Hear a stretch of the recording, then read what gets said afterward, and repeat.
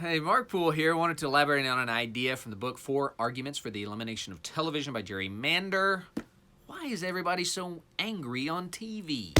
The bottom line is it's because simple sells on television. Complex ideas, complex emotions, they don't find a viewership.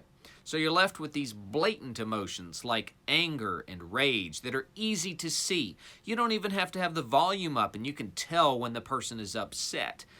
Problem is, that's not counterbalanced by more nuanced emotions such as forgiveness or contentment, even love.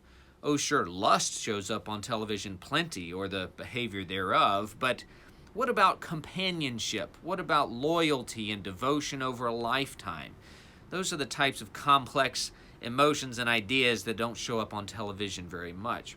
So we're left with these extreme emotions, anger, rage, righteous indignation, as it were, only it's really only indignation.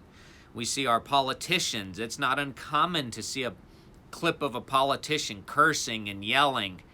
How can this be in a civilized society? It's because we've become so immune to it. Our minds are able to tolerate content and experiences. So to maintain the same level of interest, the intensity of what is shown on TV has to go up over time. So we don't see the nuanced emotions anymore. We see rip-roaring rage, and yet that's become normal. It's become mainstream.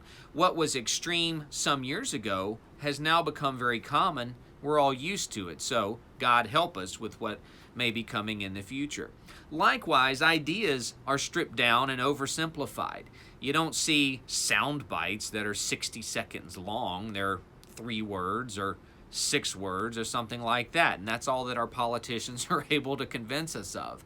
God help us. The Lincoln-Douglas debate went for hours on end, and the audience was keen on every word. Their attention span was much greater than ours is. So I would advocate for less time watching television, a realization that we're seeing these extremes. They're not counterbalanced by nuanced emotions. How are our children going to learn how to manage conflict and difficulty in life if we're not modeling it for them in a greater way than they're seeing on television? So turn off that TV, unplug it, hey, destroy it. And we can all work more on our nuanced, complex emotions, bringing those out, teaching those to the next generation, because television is not going to do it.